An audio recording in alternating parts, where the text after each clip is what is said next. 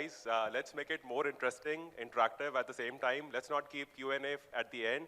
The panel has been very kind and very excited about talking to all of you. It's not just a Q&A from your side, but if you have your experiences that you can share with all of us, I think we are all ears. It's a mutual learning session for everybody, so why not, interact, interject in between. Please let us know if you have a perspective to share. We'd love to listen about it. So Mani, we have one of our team members here, ready with the mic. As you mentioned, any suggestions, any comments, any questions that you have, you will keep this interactive as planned, yes? Okay, please. So I also come from a consulting firm, and somebody gave me a tip this morning that, speak less and let the panelists speak more. So I'm going to do that, but I have it in my genes, so at least I'll start with it. Start with thanking all of you for being here. I think it's my first, and I'm very much excited to be under the same roof with all of you, with leaders in the audience as well. So I'm looking forward to a great discussion on the topic that we have at hand. This morning, I was speaking to somebody and he said, Mani, you've completed 20 years in the industry. And I was like, okay, I'm getting old and all. And they said, you have seen technologies, you have seen certain eras, you have worked with different kind of customers. How's the transition been? Has there been any changes that have happened? And while the conversation went on, and I think I gave him a good answer, but I was also kind of, looking back and thinking that, when I used to look up to the leaders, my bosses and, CXOs and all, they all used to say that we are living in the fantastic era, greatest era of ever, right? Now, when I was starting in 2002, 2003, that was also a great era. Back in 2023 is also a great era, so what's a great era? And then I thought that living in a great era is anyways the right answer. Why should I not give the same answer? But if you look at the last 2-3 years, the way the tech space has, literally spruced up, the entire ecosystem system has come up. So many products, technologies are coming. Usage of those products and technologies have completely changed, the way they are reaching out to the customer and so on and so forth. So I thought with all of this automation, AI coming in, there's a lot that is happening and opening more and more doors for the businesses to transform and enhance the customer experience. And when you talk about customer, we all know, they're getting demanding all the more. Reaching out to them in a very meaningful way, making it more personalized, I think it's not even a choice, it's a necessity of the time. And technology, again, plays a pivotal role in enhancing that customer experience. But where there is good with the technology, I think there are nuances as well. Good nuances, overcrowding of digital mind space. That's also something which is on top of the mind these days. But having said so, I'll kickstart, and with the nuances part, good nuances, Dilpreet, I think I'll come to you first. You come from the hospitality industry, right? It's one of those industries where maintaining and high touch and personalization is very, very important, right? So how do you ensure that technology enhances rather than replaces the personal touch and the guest interactions? Thanks, Mani. I believe that's the biggest worry today's generation is having, that AI is going to replace them. So the thing is, like, when I'm talking about specifically the hospitality industry, so I believe gone are the days when you were talking about the product-oriented industries or the service-oriented industries. Today everything is about the experience. So whatever you do, everything boils down to the experience only. And if I talk about hospitality, I personally believe the origin of the word customer experience came from hospitality industry, because it clearly operates on the funda of home away from home. Whenever you are out, whether for business or for leisure, you need someone to understand what your requirements are, what your preferences are, and then serve you in that manner. That is one. Now, customer experience has also evolved over the period of time, and I say that there are 3 important tenets of customer experience: data, technology, and content. And all 3 goes hand in hand. So now when talking about the technology part, I believe there has been a very good revolution in terms of technology, where the traditional industries like your hospitality, your BFSI or some other manufacturing industries also, they have actually kind of leveraged a lot on the technology part.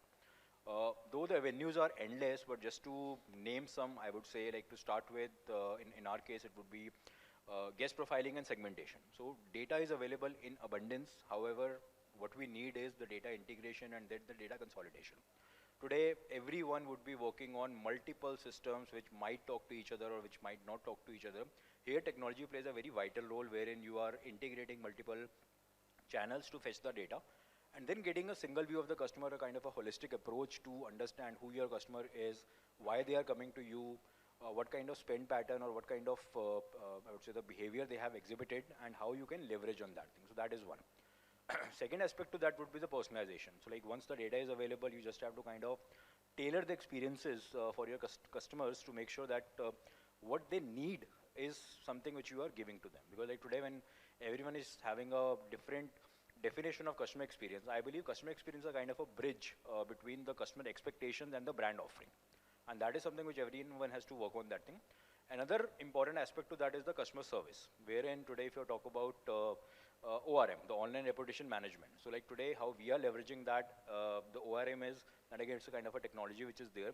Any person talking about ITC hotels on any of the social platform, within 60 seconds we will be able to track, and there is a turnaround time and the escalation metrics, and there is a kind of a mandate that each complaint or each inquiry which is there that has to be answered in a stipulated time frame. That is there. Also, I believe like there are certain aspects in terms of the revenue management. So like again, in order to understand what are some of the opportunity areas where you will be able to get an understanding where you can enhance the revenue, where you can increase the revenue. So like again, there are tools to help you identify the, I would say, opportunities and then unlock that thing to make sure that the revenue management which you are doing, that is to the next level. Last but not the least would be the product management which is there. So the new products which you are developing, again for that also data and technology plays a very vital role. You are understanding what's happening in the market, what are your customer preferences, and then based on that only, you are kind of developing the product for the consumer.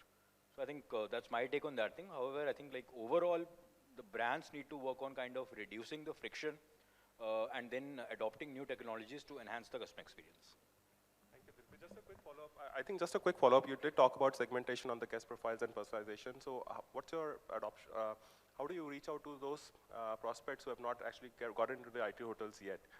Because what you're doing right now is basically on the guest profiles that you spoke about. So in terms of, see, when I'm talking about the customer inactivity, because like again, the kind of industry we are into, it is very, very need-driven and intent-based. Unless and until the person would not be having a requirement, they will not be coming to you. Unlike retail, or some, let's say, QSR or so, which is a kind of a, firstly, a low-ticket item, that is one. Second is like the frequency can be maybe 30 days a month also. So like here also, a lot of things need to be considered. It's a kind of a multi-dimensional approach wherein to understand, okay, so like why the customer is not coming to you.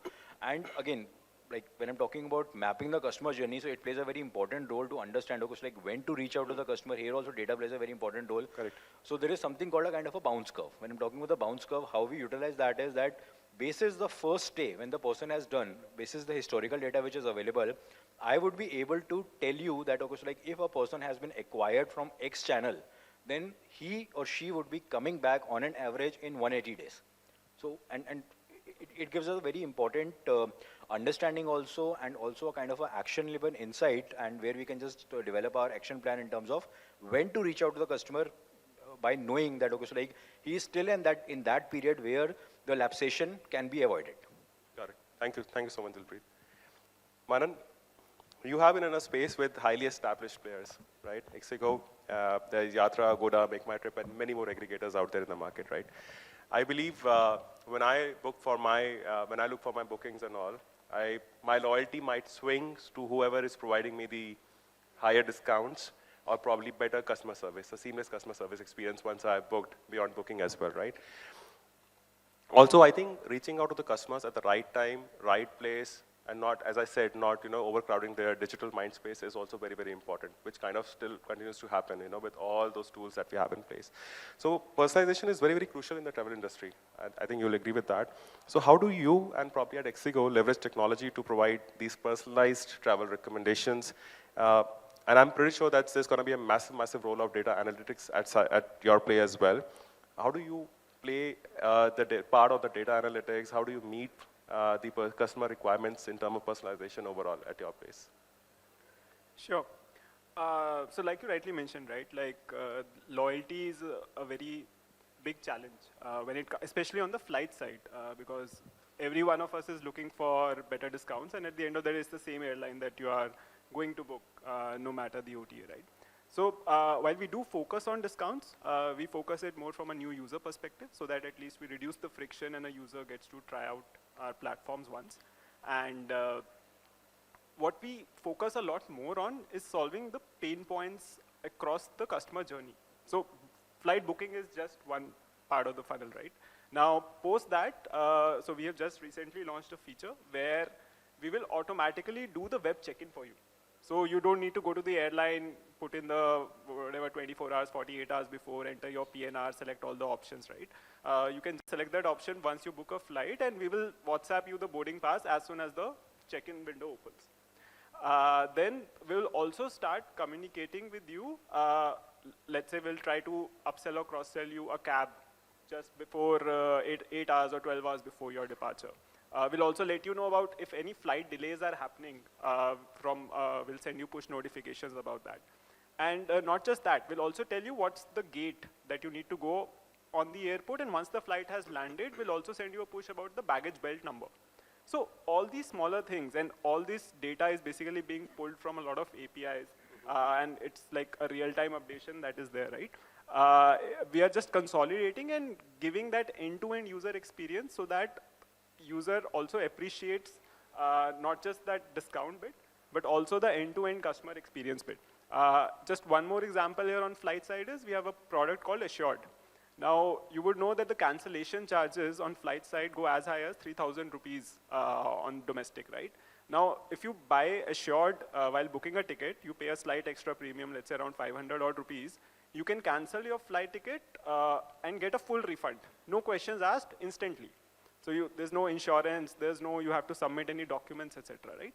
So all these are products which we continue to work on to solve that pain point and increase the customer loyalty throughout this life cycle. Got it. Thank you so much, Manan. I think you just won one more customer. That web check-in is a killer. I think it's a great idea, fantastic idea. I always miss on that part. I'm just running around, but thank you so much for your perspective on that one. Vartika, you have built Yellow.ai, which I think epitomizes the conversational customer experience. And you have done Gupshup as well. It's been a journey. And I know you played a great, fantastic video of Gupshup. We loved it.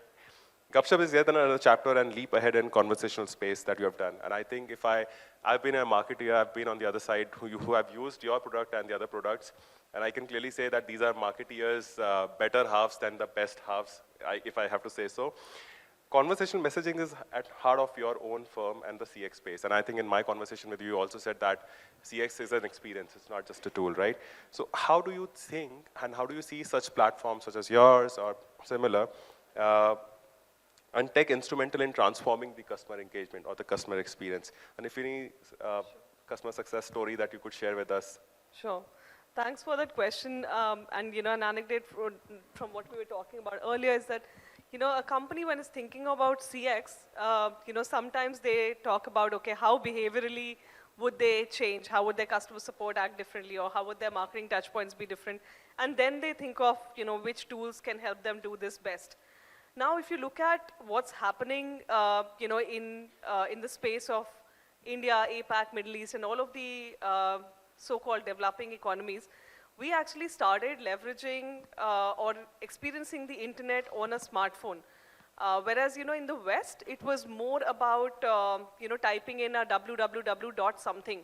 So what they expect is that in return, you give some links. You click somewhere. The UI, UX, what we expect versus what the West saw was completely different.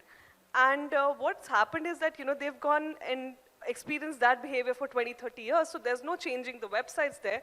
But what happens here is, like, we were earlier chatting, and, there are farmers who want to just push to talk and just say out their query and want an answer either in Bangla or Bhojpuri or, Marathi. So if you look at all the experiences that a brand is delivering to their customers or what the customers are expecting is extremely conversational in nature. And how many of us actually have used ChatGPT for something or the other? If you could just raise your hands, right? So you write something and you get an answer. So you're expecting that. Immediately it changed our expectation out of, how a brand should converse with their customers. So, while Gupshup offers conversational engagement platforms, tools, channels, I would say that it's long before that been at the heart of customers in India, in Singapore, in Indonesia.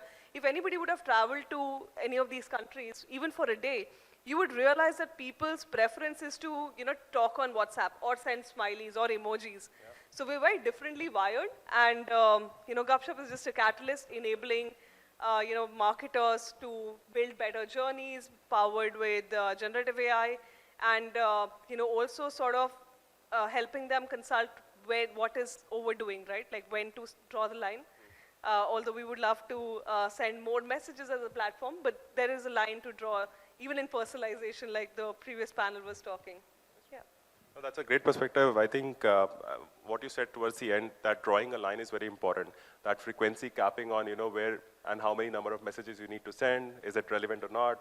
Has the number of messages converted midway? So that's very important. Thank you for sharing your perspective as well. And I think you talked about the farmer, and that gives me a segue to talk to Nishta. Nishta, you come from the agri-tech. I think agriculture in India, by all means, is one of the largest sectors. It's complex, very, very complex, regulated, unregulated. People who are closer to the segment would know what those complexities are about. But in your system, I think it's an also industry, and especially agri-tech, where you're managing those fertilizers and those kind of products. Understanding farmers' needs is also very paramount. And I think all of you said in one way or the another that getting to that masses, getting to the person who's actually using it, and that person finding value, what's in it for me to use this product, what's in it for me to be part of this brand is very, very important. Yours also an industry where so I recently consulted an agri-tech customer. For many, many years, I thought probably a farmer who's working in the remotest of the areas would have a very small phone, maybe a push-button phone, and he would not be closer to the technology.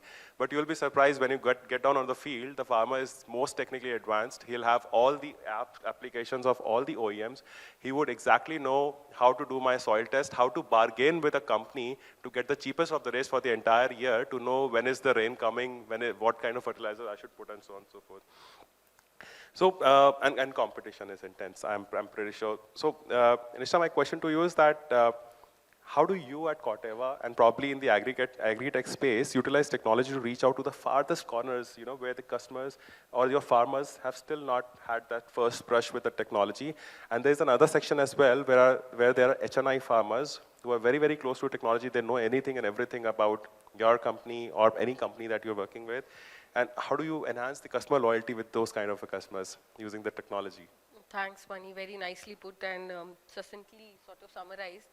So let me actually, give a parallel to all of us sitting here. I don't even need to talk farmers. I don't need to talk anything, because my job has already been done by the Paytms of the world. My job has already been done by the YouTubes of the world. So anyone who's online today, by the way, farmer or no farmer, is my target sector if that's my customer. What I essentially end up doing is, I know my pin codes, I know my hyper targeting, I know my precision sort of targeting. So anyone who is in that area and is online, I ensure that we reach out to them, if they're aware farmers or non-aware farmers, or for that matter, a new customer and an old customer. But the other bit that we do is we also we need to cater to the media dark also. So that is not to say that technology cannot cater to media dark, right? But essentially what happens is for a media dark, as marketeers, we just have 2-3 options. Okay, let's just send SMS, which now brings back to a very important point of the real estate size of the mobile screen that you said. Sadly, the downtrodden part of our villages still does not have 3G, 4G, or 5G. So they still, and they prefer to use those feature phones because when they're working, it just drops down, right? And it's very easy because they said we don't need to access when we are at home. We will switch to a smartphone because that's also a family phone, by the way. That's one major learning. We sort of think that, a person who is the bread earner will have the primary phone or a tablet, but that's a shared device there. So the decision maker could be the kid or could be someone elder in the family, not just the person who's supposed to be purchasing. And by the way, this is not just for me, this is for the FMCG person also. This is for the automobile person also in the sector, because they think anyone with a smartphone should be now given all these ads, but when it's a shared device, everyone gets it. So imagine that person is getting bombarded by us, by all of us sitting here, in the panel, and he doesn't know where to go. So coming back to that is that everyone is trying to reach out to that sector, because I call personally those the next billion users, because like Vartika mentioned this brilliant point, the West sort of started with a tablet or a laptop experience or a desktop experience. In India, it's the flip side. For the first time, the person bought a mobile. For the first time, they experienced the internet, okay? So Facebook, 12 years back, very nicely coined this thing called the next billion users. And Google now took on, and this is how the growth will be, because that's the next billion users in the world coming from India. So imagine we're sitting at that cusp of technology, reaching out to these people who are using internet, and mind you, they're the most discerning, they're not the discerning users like you and I sitting here, because for them, it's like a kid in the candy store, and they see it's like a wow experience. Yeah, so gamification, they'll lap it up. You give them loyalty, you give them cashback, you give them rewards, they'll do it. And the best part, when I was on my field visits or my customer interactions, you know what they told me? Why can't you do it in 2 steps, like we just do it on Paytm and scan it and get it done? That's your answer when you asked me. That it's a challenging for me every day, that I have to keep the CX at the heart, but I have to do the UI, UX as per their expectations or as per the industry that has been set up. Because if they are, like Vadika mentioned, now very used to chatting up and sending voice notes in WhatsApp, I can't make the journey as per what I want, or their experience as per I want, because they have been habituated to it. They have accustomed to it, right? So this is what I do. And just to add to your other part also, the media dark region, when they don't have personally, obviously SMS, IVRs and other BTL channels are there.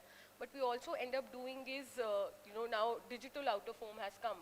So even if you don't have a device and your village has a device and I have a programmatic setup there, I can simply go and flash, in the nearest bus stand, in the nearest village corner, and my message is out there in the media dark region also, because there is a government center who's giving you broadband access. There is digitization being done by the government. And one very important aspect that you said is what I learned. Everyone used to think, and this is after working for 3 years in the company, and before that the IFCO experience, 5 years, 7 years back, you said 2, 3 years. We were doing IFCO 7 years back at an agency where they had the app for the farmers. And there also they had 1 million farmers 7 years back, I'm talking about, who were registered users, seeing the weather, seeing the mandi rates, seeing everything there. So what really happened was, they used to sort of question and ask us that, look, we are getting responses there and then. Can you not come to this level? And now that experience has come to this level is that they talk about competition when you go to field visits or you go meet customers. They say, look, that company is doing this. You are not doing anything. They are doing it so easily, and they actually show us screenshots. They show us the AgTech startups are doing so much better than you. Why can't you do it? Because for them, like I said, kid in a candy stop, instant gratification. They want the answers there and then now, because that's how they get, and that's how they have become sort of accustomed to it, right? And obviously the soil test, the climate-controlled agriculture and all of that is the next thing, including drones and everything, which farmers, mind you, which I used to think, who are they? I didn't know as an unaware marketer when I was working in an agency servicing all the premium and mass premium brands in the country, where I got to know that, look, they are the ones that are making decision because it's their livelihood. For those 4, 5 months, 3 months of the cycle, if the company doesn't reach out to them as a brand and they don't take the right decisions, us as end consumer will get hiked up prices of the food, or there will be a shortage. And that's what happens, That's how technology, awareness, telling your brand messages by all the right channels, touch points, is so essential. Absolutely. Absolutely. Thank you so much for that. It always gives me goosebumps, when I hear that the next billion users are from India. I would say next billion and another billion would be from India for sure on the second and third devices. But thank you so much for that perspective. And I think you also touched based on a classical problem that we have, that still in India, many of the families, especially in your sector and otherwise as well, still share a common device, right? And some of the companies that I also work with have that common problem that, how do you reach out to the family who probably could also be a breadwinner, who could also be taking decisions, but they have just one number that they have, given to the vendor and the OEM. We'll come to that again. Ankit, I didn't keep you on the 6th spot just like that, but for a reason, because you come from Bajaj Alliance, and if I took you for the first question, अभी तक सबको SMS आ चुका होता Bajaj Alliance के health plans का, because I got my message just before when I started from home, and I had not searched you on internet at all, but you got me at the right spot. I need a health plan, and I'm going to sign up as soon as I get home. But I think so. If if you look at it, I mean, Bajaj is a very big space, and when customers look out for insurance policies and such products, they definitely go all out. They scout on your websites, they scout on aggregators, and so on and so forth. And all that collaboration with different technology partners becomes paramount in your case, right? And probably in all the industries. When you're scouting, you're looking all out, right? You do not matter to leave your credentials, PII and all, because you want the companies to approach you with the best of the schemes, best of the discounts. But once you have taken that policy, you become so close to that brand that you want one-on-one personalized experience, right? You don't want to really divulge a lot. You want that service while you are there and probably when you are not there, right? So I wanted to ask you that while we're talking about customer experience and all, and which is more of an strategic enabler, that partnership is also important. So in your pursuit of enhancing customer experiences through technology, how important these collaborations and partnerships are with the companies that you collaborate with? Because at the end of the day, these are the ones which will help you enhance this customer experience. Interesting question, and before I answer that, let me just understand from the audience, how many of you are technology partners in terms of providing the technology? Technology service providers? Okay, fairly low. So I can easily go whole hog. I was just trying to save myself so that I can get out. Okay. We're not going to put you on spot, but we're going to definitely click a picture if you raise your hand up. Undercover agents, okay. See, frankly, there is no right or wrong answer here, okay? What works for me may not work for you, right? But leveraging technology and getting, the partners, if I have to just answer in simple words, they will complement, what you are doing, and you get, in a way, a complementary expertise, right? True. The other way to look at it is, if an organization is good at X thing, don't look at anybody else to come and partner you, because that's your key thing, right? For everything else, just get the best in the market, right? Now, let me also give you this answer in a different way. There is a 5-step process, Mani, that we follow. Okay? We don't look at technology first, right? We look at use case first. That's very important. Okay? And that use case first starts with step 1, which is listen in to your customers, right? Collect as many VOCs, feedbacks, suggestions that you can, right? Through various channels, mediums, platform, whatever you have. The step 2 is, as you've collected, analyze it.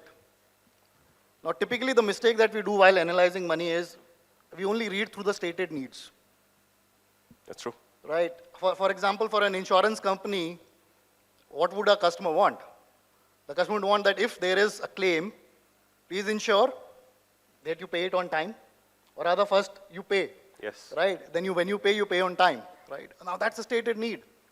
An insurance company is paid premium for that. Right? That is the job of an insurance company. What's the big deal about it? Right?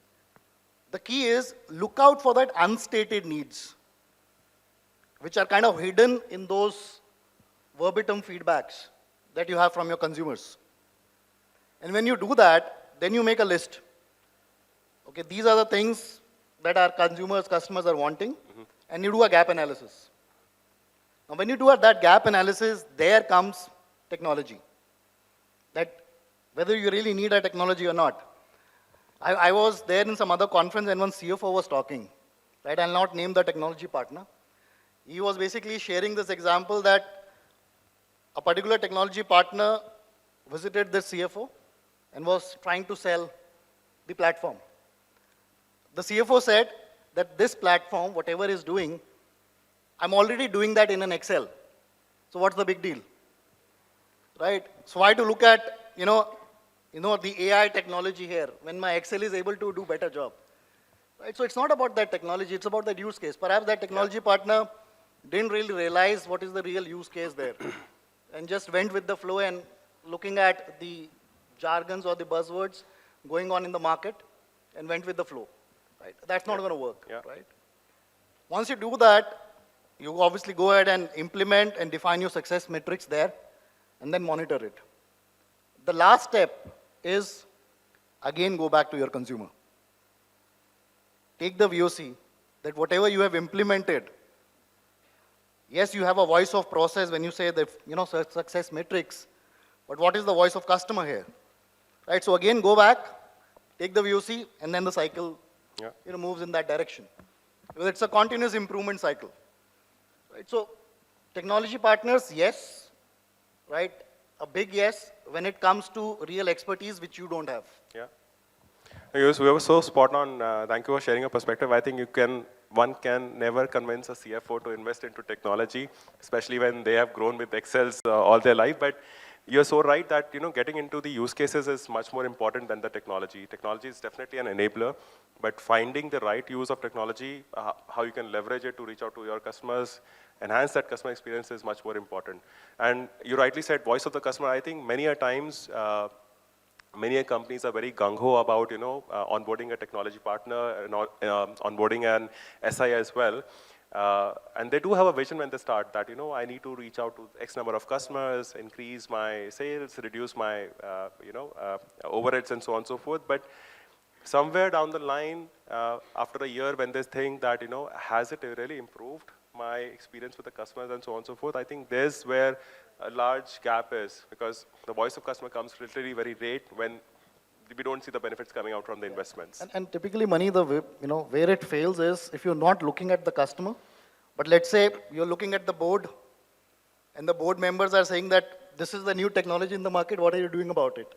And then the CEO is writing checks or approving that, go ahead. Then you're doing it for a hobby. That's not going to work, right? True. But if you really look at the customer and your vision is to scale, then it's not going to fail. Correct. Thank you so much. I'll definitely throw it open for anybody to share their perspective from similar industry. Any questions? You can ask a question from where you are sitting, or I can put a chair as well. I guess we are too boring, no? Okay, we'll continue. There's a couple of more exciting questions that I have. Dilpreet, I'll come to you. I know sustainability is something that's most talked about. A lot of people throw that word, throw ESG around. Many of people don't get it. But sustainability is definitely a growing concern, and especially from your industry perspective, how do you see tech to promote sustainable practices? How does this resonate with your environmentally friendly guests? Because it's a topic that's been a lot talked about these days. So I believe often people get confused or they kind of misinterpret when we're talking about the technology that it can only be viewed or achieved when you're sitting either on a front of your laptop or the mobile phone, which is there. But like again, I think a lot of things happen at the back end also. So now talking about specifically the sustainability initiatives which IDC Hotels is taking is like again, so I would say maybe a kind of a decade back or so, so like there was a lot of discussion in terms of, okay, so like whether can we be, I would say, sustainable or we have to be into the luxury business. So the thing was that or was not a choice. It has to be and.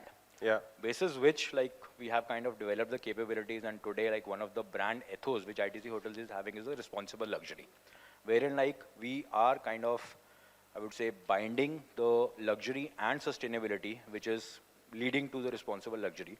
So today, like when anyone is coming and staying in our hotels, so it's a kind of a guilt-free indulgence which we want to give it to them. That is one thing. Now again, like when you say that a lot of people are kind of talking about the sustainability, fortunately in our case it is not the lip service which is there. So just to kind of, I would say, justify what I'm saying is that IDC Hotels is world's largest sustainable chain, hotel chain, which is having, I would say, approximately 23 LEED Platinum properties, which is there. 12 of our hotels are LEED zero carbon, which means like the carbon emission which is happening, that is zero. Now, talking about, again, the technology which we are discussing, I would say the electricity which is being generated in our hotels, 57% of that is renewable. Now, that clearly indicates that what kind of stuff is happening at the back end to make sure that the environment-friendly promises which we are making, we are able to deliver on that thing. That is one. Second, I would also say that in terms of the biggest achievement which we have had in the past is, and it's still being continued, is that we are having something called Shunya Aqua, which is an in-house water treatment plant. So almost 1.5 years back, we have get rid of the complete plastic bottles which is there, and that actually means eliminating 15 million water bottles annually. So that is a kind of the effectiveness which the vision which the management was having towards making ITC a very, very sustainable brand, that is kind of yielding results.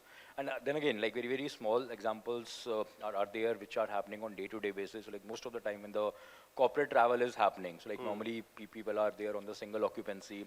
Now the biggest concern would be, of course, like should I be having food in a buffet or a la carte? So now the thing is like again, what we have done is that we have something called a kind of a welcomes meal, which is a kind of a single diner food this thing which is here, and like again a lot of effort has gone behind that also to understand what is the right balance of the quantity also and the nutrition also which is there to make sure the wastage which actually happens when there is a single diner, that can be eliminated. So these are some of the initiatives which we have taken to make sure that we are kind of going by the sustainability principles which we intended to have. And while this is also a corporate mandate, mostly in your industry, and then you have also decided upon yourself that you have to be sustainable and adopt those practices. But I think even the customers are also becoming aware of what an ITC as a brand is doing upon sustainability, and they kind of want to visit your properties for just for those reasons as well. Yeah. But thank you for sharing. Is very important, yeah. Sorry? I mean, customer awareness is very important. Yeah, so absolutely. It is actually happening, yeah. Yep. Thank you for sharing that. Vartika, we heard about customer experiences. We heard from Nishta as well on what farmers and what apps are doing, intelligent stuff that they're doing. But I think having said so, once we have run all of those campaigns, we have reached out to the customers. We believe that the customer experience is working. But it's also most essential that we have to measure through intelligent analytics or intelligent matrices that whether it's working or not. Because especially in your space also, there are several customers out there who could be sending out conversational messaging, but without really measuring the effectiveness, whether that really worked for them or not, right? And we talked about frequency capping and all this stuff, right? So quickly wanted to ask you that what are those matrices that one should focus on when evaluating the success of such platforms, such campaigns, and how do you tie it back to the customer satisfaction? Gupshup works with customers across the globe. And congratulations to all of you here. India is the most ROI-focused country. Like the minute something is out from a campaign perspective, customers want to see a live dashboard of how many messages are sent, how many have received, how many have clicked, and so on. So thanks to all customers that we've worked with in India, it's really expanded our vision of what analytics could look like. And as a platform, Mani, I would say that we can give you analytics for every point, for every event. But as a marketer or as a CX professional, you need to understand which events you want to track. Because just like how there is a data debt, there is an inside debt as well. So you don't want to get drowned in it. I would say it's very easy to say, hey, I got like a 80% open rate. But so what? What happened after that? So we encourage looking at the entire customer funnel and how you're engaging with them. Like, is the customer clicking or maybe responding to a third message or fifth message, or is there a kind of customer who has responded at the third and then sort of gone cold?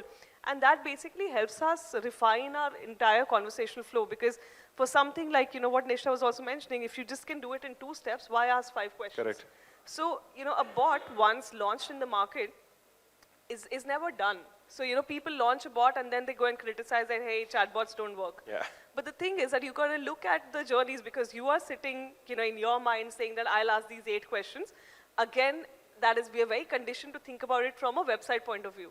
That's true. So, for example, if you're sending a chat on WhatsApp, you already know the number. Why the hell will you ask for phone number? Yeah. So, we need to really look at that funnel, that journey, and even, like what Ankit was mentioning, like talking to the customer as to what's working, what's not working.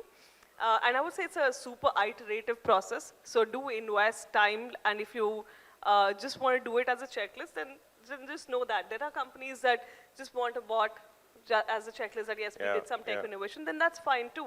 But if you really want to drive some CX, then you figure out firstly what are the 50 things that you want to track, how deeply will you track, and how often will you go and change. So and actually technology has solved for that as well. So instead of just humans or relying on humans to do that, there is also natural language understanding and processing, which basically will give you a very good insight that, hey, this is where the drop-offs are happening, what do you want to do? So I see the advances are happening in that way. And if you look at, beyond our industry, Google, etc., they're doing, PMAX kind of campaigns where they're already saying that, hey, we'll bid like your ARR is this much, we'll get you a customer at this much cost, and can we lead with automation? So we are seeing all kinds of things where, human involvement is very high, is very low. What I feel is that CX is a constant pursuit. Customer experience is not a tool, it's not a software stack. It's a mindset about how businesses want to, what kind of experience they want to offer to the customers. And that mindset, to achieve that, would be a constant journey to work towards Absolutely, absolutely. Thank you so much for that insight. In fact, that invokes a thought, because before coming here, my wife gave me a job to call up the chimney and the hob company. And they gave me a bot, and every time I chatted with them, they asked me the mobile number again and again, tell the problem, and then eventually telling me that the service is not available at the moment. But thank you so much for that. Manan, I'll come back to you. We spoke about your experiences, what your company is doing, but I think when you talk about customer experience and using technology and all, it's sometimes beyond earning money as well, beyond revenue as well, right? And I'm talking about building customer communities. And I think travel is more of a community as well, right? Because people like to share their experiences, the experience with the platform, the experience that the platform recommended in terms of properties, in terms of flights, and so on and so forth. So what are your thoughts on the role of technology to foster a sense of community amongst its users? I'm pretty sure you have probably a healthy community at your side as well. And if I have to, again, ask another one, how does this community-driven approach enhance customer loyalty at your side? Yeah, so we are still very, very early when it comes to community building. If you look at our journey, we transitioned, like we were earlier a meta, where you could come on to Ixigo and just search for fares across sites like Make My Trip, Clear Trip, Yatra, right? And then we transitioned to becoming a full-blown OTA in end of 2019. So we are just 4 years into the journey where we have become an OTA. On the train side, it has been a longer time.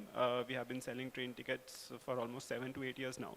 And in there, we have a community building from a perspective that a lot of users rate and review the trains, whether it's from a cleanliness standpoint, from a punctuality standpoint, or any other things, right? And then those ratings and reviews are available on the search results page itself, so that if a user is in dilemma between two train options, they can actually look at the ratings and reviews and choose the one which has a better rating. Hotels also, I think community building is also a lot more important on the hotel side, but that is again something we have just launched last month. So that will take some time to build in.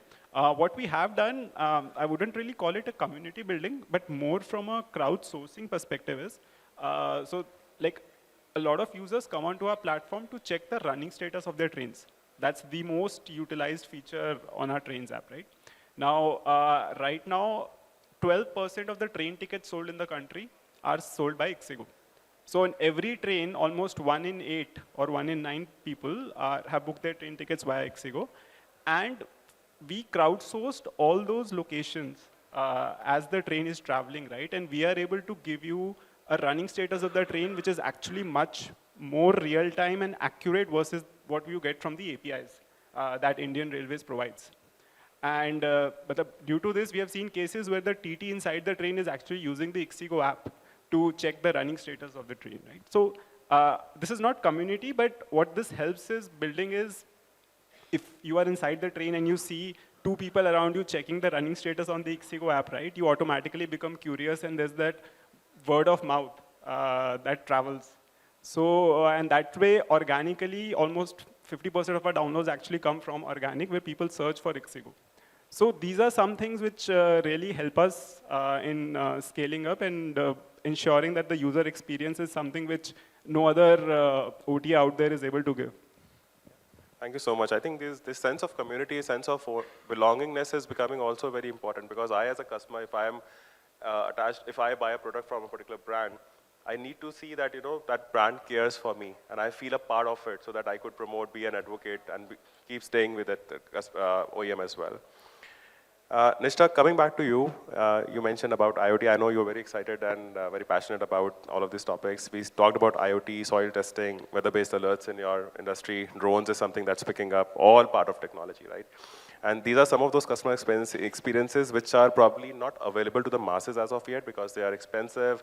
We do not yet know what kind of a success rate would this have in terms of on the customers.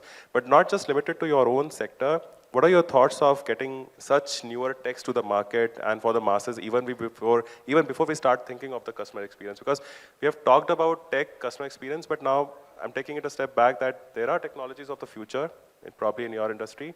So how do one start thinking of using such futuristic technologies even before you start thinking of a customer experience that they can bring together?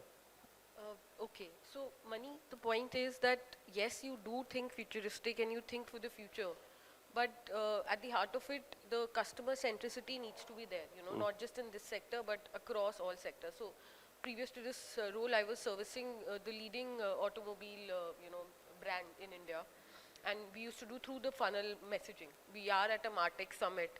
So it was very essential for me to, pick up those learnings and put in any sector or any brand that I work for. So, everyone on the panel spoke about customer journey. Before these also, the great speakers who were there were mentioning about customer journey. But it is so important today that you utilize your MarTech stack with the tools available, with the connectors available, with the data bases that make that happen, to provide that, and that is leveraging technology, offering the best sort of awareness, like Ankit also mentioned, Dilpreet mentioned. But what really boils down to is, are you offering him what he's needing at that point, which is very contextualized. So case in point, and while I'm talking about, 4 years back while I was doing it, but this was actually being utilized from the West, which is, where are you at the moment? Are you at the store? Are you in the search stage, online, offline?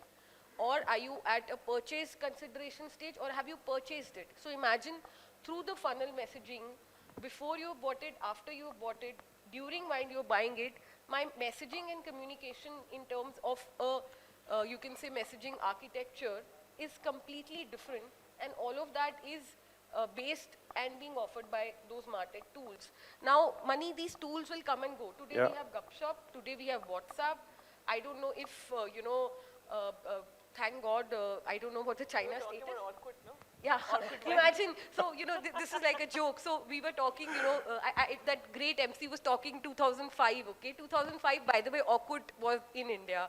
2008 and 9, we came with Facebook and Twitter. So because I was just starting out and I was getting all those people, acclimatized and say, please join, let's make Facebook groups and join on Twitter. So now, it's very important. If anyone says, I've been doing digital marketing since 20 years, go and check their Twitter profiles. When did they join? Go and check in how many years, they were using LinkedIn, because these tools or platforms are not there in India, yeah? And that's like the harshest truth which people don't know about. So coming to joke apart, but what I was saying is today we have Gupshup. Tomorrow, thank God, China infiltration has stopped. So, the TikToks and all those technologies will still take time till the time we have Mr. Modi here.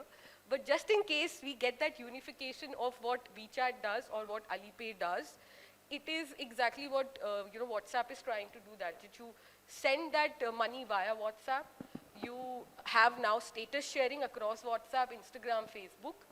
And you just see the next integration. So imagine this omni-channel experience and unification of the tools is being offered by your tech stack, your marketing stack, AI, creative tech. I mean, these are not just buzzwords or jargons, but this is what actually aids, help, servicing customers for brands who understand that when a person comes either at a store or visits your website or interacts with your customer care agent, like you were mentioning Amex, okay? It's exactly the same experience. It's exactly the same thought process. You feel so good about it. And like Dilpreet was mentioning about ITC, I'm an ITC loyalist. for my corporate, even for my personal, because, you know, when I see ITC, I know I'll get the same kind of experience everywhere, whichever property it is. And that is what, you know, that customer experience boils down to across channels. And it has to be tied in itself so that the person need not ask you, what's your phone number? Because, hey, I know what my last communication with that agent or that, the brand was at what stage, and I am mapping it across CDP and across all that stack. I hope I've been able to address that. Absolutely. Thank you so much for that perspective and also talking about your experience with the CDP. That's the new kid on the block on data scrubbing and everything. And you brought fresh memories. I think a lot of us have been on Orkut before Facebook, so that brings a fresh memory. But you also said about people writing 20 years, 30 years on the digital journey. So anybody gonna work with Nishta have to be very careful on the resumes. Not to put out that experience. But thank you so much. Ankit, I'm going to come to you. I think we have heard about Gen AI, Con AI, and ML, and everything, you know. I think some time back, these were all just jargons, but these are now becoming a reality. And I think all of you in one way or the other have spoken about it and all these tools. So I wanted to hear from you, like, looking ahead. And now that we are using these, what do you think? And we anyways have to use these tools to become, you know, effective and look at the future. But what are those technological trends that you foresee shaping the future of the industry, especially around customer experience? And how should one prepare to embrace, you know, the changes that probably going to hit? Because all of this Gen AI and all these tools that we've spoken about, they are happening right now. And I'm pretty sure there are a lot out there who's already working on the next set of technologies. So what's your thought process there? Interestingly, you said, you know, they're happening right now, and, you know, then you also talked about looking ahead in the future, right? Which in a way means, how do you really build for the future, right? It's true. Now, when you look at building for the future, who will be your customer? People or kids who are right now studying in schools and colleges, they will become your customers of the future, which means you need to understand them. You know, the current generation, what is that they are growing with? What are the values? What are their habits? What are their preferences? If you really look at people who are going to school, colleges, they don't have patience. You know, that's my personal take. You know, this generation does not have any patience. They want each and everything right there, right now. The second is, they are all over the social media. Right? For them, seeing is believing.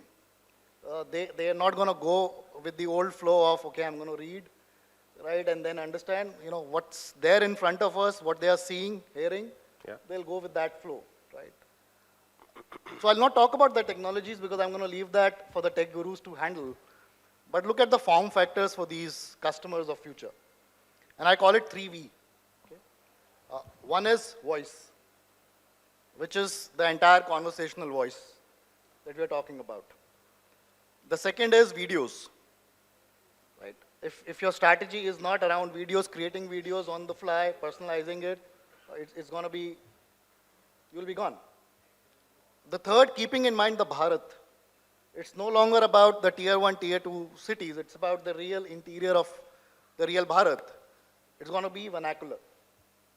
Now, if your form factor strategy is based on these three, whatever technology you use, be it a Gen AI or a normal AI or, you know, tomorrow, metaverse we were talking, now we are not even talking about metaverse, right, that much. So technologies will come and go. But I guess if you look at these three form factors, keeping in mind the future customers, you know, your strategy is sorted. So thank you so much for putting that perspective. I think all of you did say that in a way, but you summarized it beautifully. The 3 V's are so important, and I need to go back and look at my kid as a future customer now and see what she's watching, what she's engaged with. But thank you so much for that perspective. I think you've all said that let's start viewing technology as a strategic enabler and not just a tool to enhance the customer experience. It's the feeling, it's the emotion, as I think Vartika and Nishta also said, and all of you said, that it's very, very important to understand and be part of that feeling. And I think technology itself comes in and becomes an integral part of it. So thank you so much for such important and engrossing views. I think that's invoked a lot of thoughts in the audience as well.